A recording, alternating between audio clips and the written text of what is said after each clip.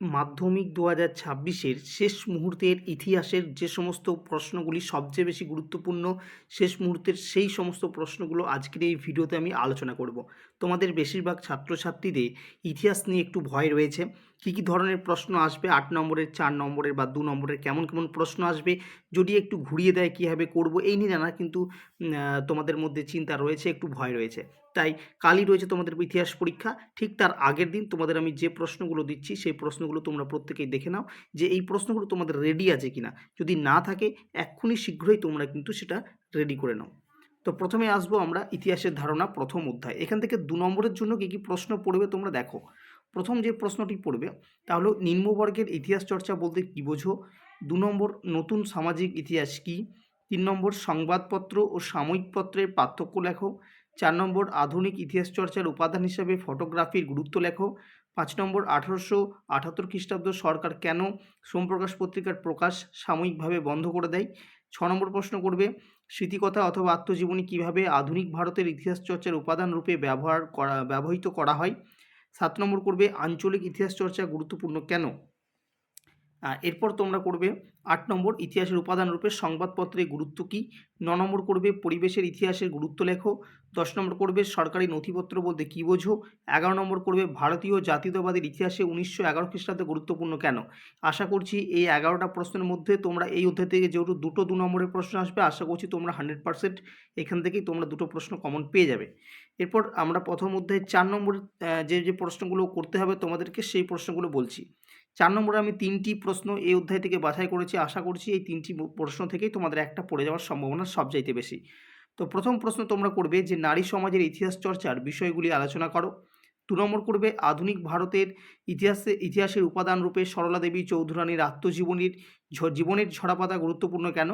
৩ নম্বর করবে আধুনিক ভারতের ইতিহাসের উপাদান রূপে বিপিনচন্দ্র পালের আত্মজীবনী ৭০ বছর গুরুত্বপূর্ণ কেন। এই ৩টি প্রশ্ন কিন্তু এবছরের জন্য ভীষণ গুরুত্বপূর্ণ। কাজেই এই ৩টি প্রশ্ন একেবারে শেষ মুহূর্তের জন্য তো কিন্তু তোমরা প্রত্যেক ছাত্রছাত্রী কিন্তু প্রস্তুতি নিয়ে যাবে। এই অধ্যায় থেকে কোনো ৮ নম্বরের প্রশ্ন আসবে না। এরপর আমরা যাব অধ্যায় ২ সংস্কার বৈশিষ্ট্য পর্যালোচনা। তো এই অধ্যায় থেকে তোমাদেরকে ২ নম্বরের জন্য কী কী প্রশ্ন পড়তে হবে দেখো। ১ নম্বর করবে স্কুল বুক সোসাইটি কেন প্রতিষ্ঠিত হয়। ২ নম্বর করবে মধুসূদন গুপ্ত স্মরণীয় কেন। তোমাদের প্রত্যেক ছাত্রছাত্রীকে বলে রাখি এবছর কিন্তু অধ্যায় ২ এবং অধ্যায় ৫ এই দুটি অধ্যায় কিন্তু মাধ্যমিক ২০২৬ ইতিহাসের জন্য ভীষণ গুরুত্বপূর্ণ। ২ নম্বর এবং ৮ নম্বর ৪ নম্বর ৩টের ক্ষেত্রেই, ঠিক আছে। ৮ নম্বরের জন্য তো একদমই গুরুত্বপূর্ণ, ঠিক আছে। ২ নম্বর এবং ৫ নম্বর এই দুটি অধ্যায় প্রত্যেক ছাত্রছাত্রী কিন্তু মনোযোগ সহকারে ভালোভাবে প্রত্যেকটা প্রশ্ন খুঁটিয়ে পড়ে যাবে। ৩ নম্বর মেকলে মিনিট কী। ৪ নম্বর প্রশ্ন ভারতবর্ষীয় ব্রাহ্ম সমাজ বিভক্ত হলো কেন। ৫ নম্বর ফোর্ট উইলিয়াম কলেজ কেন প্রতিষ্ঠিত হয়েছিল। ৬ নম্বর লালন ফকির স্মরণীয় কেন। ৭ নম্বর কাদম্বিনী বসু বা গাঙ্গুলি স্মরণীয় কেন। ৮ নম্বর ৩ আইন কী। ৯ নম্বর হচ্ছে নব্য বেদান্তবাদ কী। দেখে নেব আর কী কী প্রশ্ন রয়েছে তোমাদের। ১০ নম্বর তোমাদেরকে করতে হবে উডে ডেসপ্যাচ কী। ১১ নম্বর করবে নববিধান কী। ১২ নম্বর করতে হবে আধুনিক ভারতের পাশ্চাত্য শিক্ষা বিস্তারে ১৮১৩ খ্রিস্টাব্দ গুরুত্বপূর্ণ কেন। ১৩ নম্বর করবে জনশিক্ষা কমিটি কেন গড়ে ওঠে। ১৪ নম্বর করবে লর্ড হার্ডিঞ্জের শিক্ষানীতির গুরুত্ব লেখো, খুব ইম্পর্টেন্ট প্রশ্ন। ১৫ নম্বর করবে হাজী মোহাম্মদ মহসিন বিখ্যাত কেন। এই ১৫টি প্রশ্ন ২ নম্বরে তোমাদের সেকেন্ড অধ্যায় থেকে রইল, আশা করছি এখান থেকে কমন পেয়ে যাবে। এবার এই অধ্যায় থেকে তোমাদের কিন্তু ৪ নম্বরের অনেকগুলোই প্রশ্ন আমি দিয়েছি, কারণ এই অধ্যায় থেকেই এবছর কিন্তু প্রশ্ন তোমাদের আসবে, ঠিক আছে। তো এখানে দেখো কী কী প্রশ্ন আছে। ধরতে গেলে যে সমস্ত প্রশ্নগুলো ইম্পর্টেন্ট এবং মাধ্যমিকে বিগত সাল এসেছে ২ নম্বর অধ্যায় থেকে, সেই প্রত্যেকটা প্রশ্নই তোমাকে এবছর করে যেতে হবে, কারণ এবছর ২ নম্বর অধ্যায় থেকে তোমাদের প্রশ্ন দেবেই দেবে। তো যে প্রশ্নগুলো দিলাম তোমরা স্ক্রিনশট নিয়ে নাও বা দেখে নাও এবং সেগুলো প্রস্তুত করো। এবং ৮ নম্বরের জন্য এখান থেকে আমি ৬টা প্রশ্ন রেখেছি, কারণ এই বছর এখান থেকে প্রশ্ন দেবেই।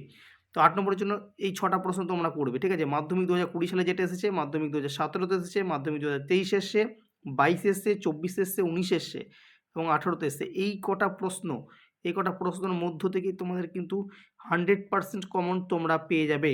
কালকে ইতিহাস পরীক্ষায় 100% কমন তোমরা এই কটা প্রশ্ন থেকে ৮ নম্বরে তোমরা গ্যারেন্টি পেয়ে যাবে, ঠিক আছে। আচ্ছা, প্রশ্নগুলো তোমরা স্ক্রিনশট নিয়ে তোমরা কিন্তু ভালোভাবে প্রস্তুতি নাও, ঠিক আছে।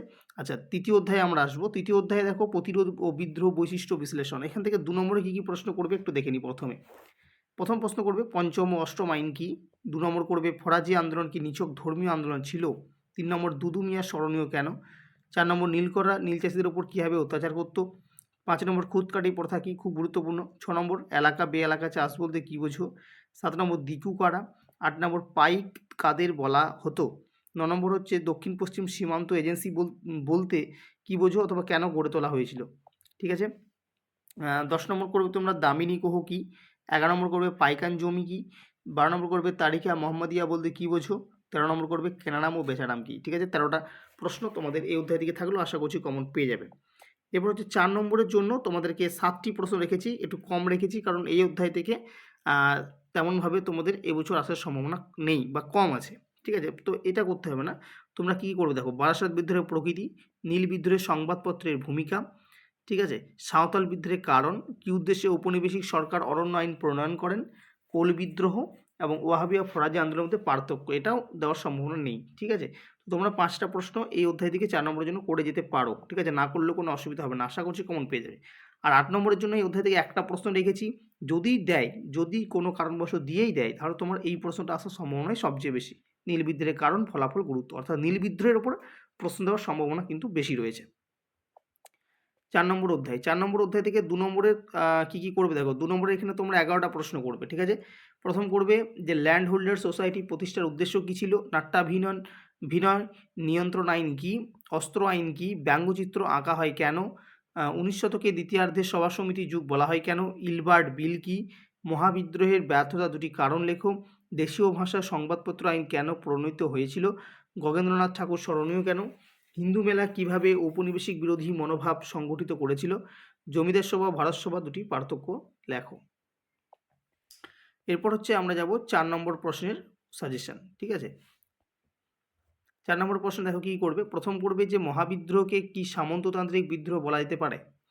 2 নম্বর প্রশ্ন পড়বে 19 শতকের জাতীয়তাবাদের বিকাশে ভারত মাতা চিত্রটির অবদান কী। 3 নম্বর করবে জাতীয়তাবাদ প্রসারে হিন্দু মেলার ভূমিকা বিশ্লেষণ করো।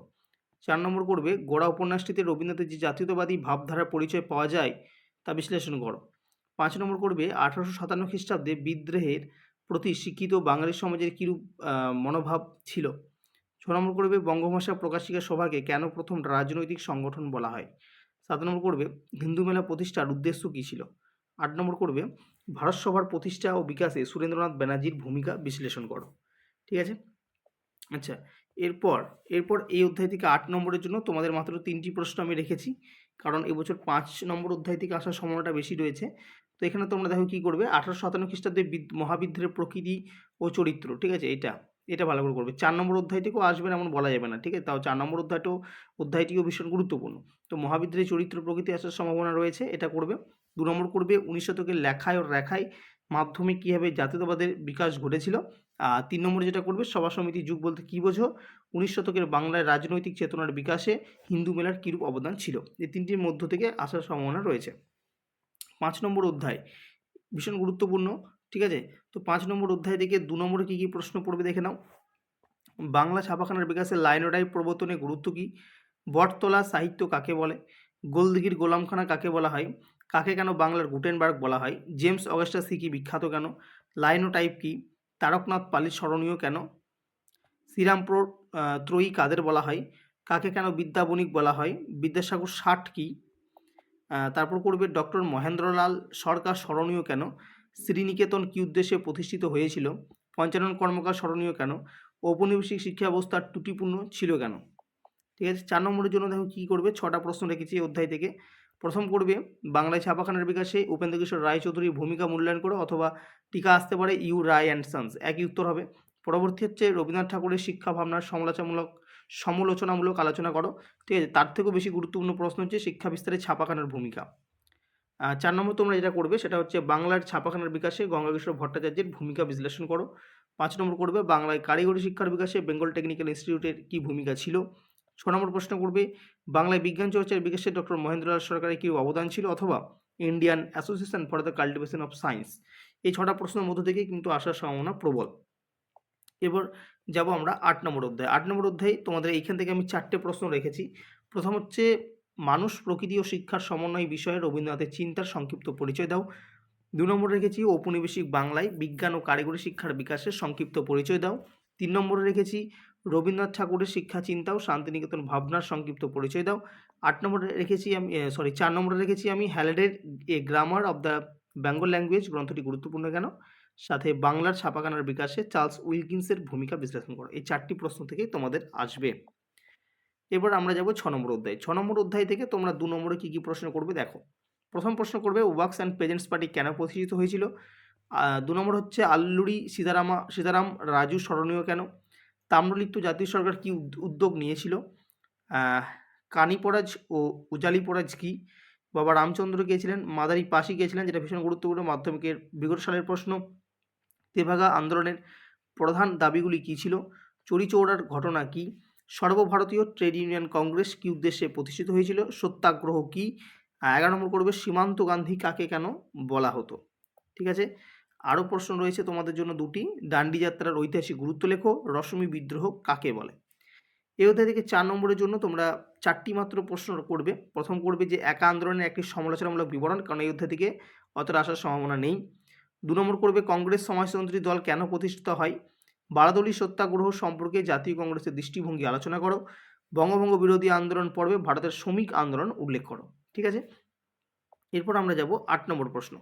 8 নম্বর প্রশ্ন এই অধ্যায় থেকে 3টি তোমরা করে রাখবে। প্রথম করবে ভারত ছাড়ো আন্দোলনের শ্রমিকদের ভূমিকা বিশ্লেষণ করো। সাথে করবে ওয়ার্কস অ্যান্ড পেজেন্টস পার্টির সম্পর্কে টিকা লেখো। এটা 4 নম্বর আমি দিয়েছিলাম। ঠিক আছে, 2 নম্বর করবে যে বিংশ শতকের ভারতে ঔপনিবেশিক বিরোধী আন্দোলনে বামপন্থীদের ভূমিকা কী ছিল? 3 নম্বর করবে বারাদলী আন্দোলনের একটি সংক্ষিপ্ত বিবরণ দাও। তুমি কি মনে করো যে এই আন্দোলন ভূমিহীন কৃষক শ্রেণী এবং কৃষি শ্রমিকদের স্বার্থ রক্ষায় সফল হয়েছিল? ঠিক আছে, আচ্ছা, এরপর হচ্ছে পরবর্তী 7 নম্বর অধ্যায়। 7 নম্বর অধ্যায় থেকে কিন্তু আসার সম্ভাবনা রয়েছে। তো এখান থেকে 2 নম্বর কী করবে প্রথমে দেখে নাও, তারপর 4 নম্বর এবং 8 নম্বর প্রশ্নে আসছি। তো 2 নম্বর প্রথম প্রশ্ন করবে যে নমশূদ্র কারা? ঠিক আছে, আচ্ছা এই প্রশ্নটা আসবে না। তারপর করবে যে কার্লাইল সার্কুলার জারি করা হয় কেন? ননিবালা দেবী স্মরণীয় কেন? স্বদেশীয় বয়কট বলতে কী বোঝো? কে কী উদ্দেশ্যে সত্যাশোধক সমাজ প্রতিষ্ঠা করেন? 1905 সালের 16ই অক্টোবর স্মরণীয় কেন? রশিদ আলী দিবস কেন পালিত হয়? মাতঙ্গী হাজরা স্মরণীয় কেন? লাহোর ষড়যন্ত্র মামলা কি? পুনা চুক্তির শর্ত লেখো। আর একটা প্রশ্ন তোমরা করে রাখবে যে কী উদ্দেশ্যে নারী কর্মমন্দির প্রতিষ্ঠিত হয়েছিল? 4 নম্বরে কী প্রশ্ন তোমরা করবে দেখো। 4 নম্বরের যেটা করবে যে সশস্ত্র বিপ্লবী আন্দোলনে বেঙ্গল ভলান্টিয়ার্স দলের ভূমিকা বিশ্লেষণ করো। 2 নম্বর করবে যে বঙ্গভঙ্গ বিরোধী আন্দোলনে ছাত্র সমাজের ভূমিকা বিশ্লেষণ করো। 3 নম্বর করবে বাংলার নমশূদ্র আন্দোলন সম্পর্কে সংক্ষেপে আলোচনা করো। 4 নম্বর করবে সশস্ত্র বিপ্লবী আন্দোলনে নারীদের অংশগ্রহণের চরিত্র আলোচনা করো। 5 নম্বর করবে দলিত অধিকার বিষয়ে গান্ধী আম্বেদকরের বিতর্ক। ভীষণ গুরুত্বপূর্ণ এটা। ঠিক আছে, 8 নম্বরে কী করবে অধ্যায় থেকে? 8 নম্বরে তোমাদের এই অধ্যায় থেকে 4টি মাত্র প্রশ্ন রেখেছি, ভীষণ গুরুত্বপূর্ণ প্রত্যেকটাই। প্রথম হচ্ছে সশস্ত্র বিপ্লবী আন্দোলনে নারীদের ভূমিকা। 2 নম্বর হচ্ছে বঙ্গভঙ্গ বিরোধী আন্দোলনে নারী সমাজ কীভাবে অংশগ্রহণ করেছিল, তাদের আন্দোলনের সীমাবদ্ধতা কী? 3 নম্বর বাংলায় নমশূদ্র আন্দোলনের সংক্ষিপ্ত বিবরণ দাও। 4 নম্বর যেটা করবে সেটা হচ্ছে সশস্ত্র বিপ্লবী আন্দোলনে ছাত্র সমাজের ভূমিকা। তো তোমাদের 2 নম্বর অধ্যায় যদি কেউ ভালো করে থাকো 8 নম্বর প্রশ্নের জন্য আশা করি সেখান থেকে কমন পেয়ে যাবে। এবার চলে আসবে একেবারে শেষ অধ্যায়, সেখান থেকে 2 নম্বর এবং 4 নম্বরের প্রশ্ন সাজেশন দেবো, কারণ 8 নম্বরের প্রশ্ন এই অধ্যায় থেকে হবে না। তো 2 নম্বর প্রশ্ন কী হবে, কী পড়বে? পত্তি শিরামালু কে? পেপসু কি? দেশীয় রাজ্যগুলি ভারতভুক্তির দলিল বলতে কী বোঝো? 1950 সালে নেহেরু লিয়াকত চুক্তি স্বাক্ষরিত হয়েছিল কেন? অপারেশন পোলো কি? পুনর্বাসনের যুগ বলতে কী বোঝো? কী পরিস্থিতিতে রাজ্য পুনর্গঠন কমিশন গঠিত হয়েছিল? উদ্বাস্তু কারা? উদ্বাস্তু সমস্যা কী? কাকে কেন ভারতের লৌহমানব বলা হয়? আচ্ছা, তারপর করবে রাজাকার কারা? মাউন্টব্যাটেন প্রস্তাব কি? জেভিপি কমিটি কেন গঠিত হয়েছিল? এলওসি কি? স্যার সিরিল জার্ডক্লিফ কে ছিলেন? দেশীয় রাজ্য দপ্তর কি? ঠিক আছে, একথার মধ্যে আশা করছি কমন চলে আসবে। আর 4 নম্বরের জন্য কিন্তু এখানে 7টা প্রশ্ন আমাকে করতে হবে। ঠিক আছে, 7টার মধ্যে এখান থেকে একটা আসবেই। তো প্রথম হচ্ছে কাশ্মীর সমস্যা পড়বে, তারপর উদ্বাস্তু সমস্যার সমাধানে ভারত সরকারের উদ্যোগ, ভারত সরকার কীভাবে দেশীয় রাজ্যগুলিকে ভারতের সাথে সংযুক্ত করেছিল, কাশ্মীর সমস্যা, হায়দ্রাবাদ কীভাবে ভারতভুক্ত হয়েছিল, কাশ্মীর সমস্যা এবং কীভাবে ভারতভুক্ত হয়েছিল, হায়দ্রাবাদ কীভাবে ভারতভুক্তি হয়েছিল, আর 1947 খ্রিস্টাব্দের পরবর্তী উদ্বাস্তু সমস্যা কী ছিল, আর জুনাগড়ের ভারতভুক্তি। এই ভারতভুক্তি তোমার হায়দ্রাবাদ, কাশ্মীর, জুনাগড় এইগুলো, আর উদ্বাস্তু সমস্যা আর দেশীয় রাজ্যগুলো কীভাবে ভারতভুক্তি হয়েছিল, এই কটা প্রশ্নের মধ্য থেকেই তোমরা কমন পেয়ে যাবে। ঠিক আছে, তো এই গেল তোমাদের মাধ্যমিকের একেবারে লাস্ট মুহূর্তের পরীক্ষার ঠিক আগের দিনে এই কটা প্রশ্ন যদি করে যাও, যারা একেবারে কিচ্ছু পড়োনি, একেবারে প্রস্তুত করোনি, তারা যদি একটা দিন বা দুটো দিনের মধ্যে তোমরা যদি এই কটা প্রশ্ন মোটামুটিভাবে কভার করে নিতে পারো, তোমরা কিন্তু অনেকখানি নম্বর তুলে আসতে পারবে। ঠিক আছে? আর রইল বাকি তোমাদের ম্যাপ পয়েন্টিং, তার সাজেশন আমি আগেই দিয়ে দিয়েছি এবং সে কটা ম্যাপ পয়েন্টিং থেকেই তোমাদের কমন আসবে, চিন্তার কোনো কারণ নেই। তো তোমরা মন দিয়ে আপাতত যে কোশ্চেনগুলো আমি দিলাম সেগুলোকে তোমরা মুখস্থ করে যাও। আশা করছি কালকে তোমাদের পরীক্ষা ভালো হবে। আজকের ভিডিও এই পর্যন্ত রাখছি, দেখা হবে পরবর্তী ভিডিওতে। তবে তোমাদের প্রত্যেক ছাত্রছাত্রীকে বলবো, যদি ভিডিওটি ভালো লেগে থাকে অবশ্যই লাইক করো, শেয়ার করো এবং আমাদের চ্যানেলে নতুন হলে অবশ্যই চ্যানেলটিকে সাবস্ক্রাইব করতে একেবারে ভুলবে না। কালকে ইতিহাস পরীক্ষা হয়ে যাওয়ার পর অবশ্যই সেই ইতিহাসের প্রশ্নপত্রের সমাধান নিয়ে আমি তোমাদের সামনে হাজির হব। আজকের ভিডিও তবে এই পর্যন্তই রাখছি।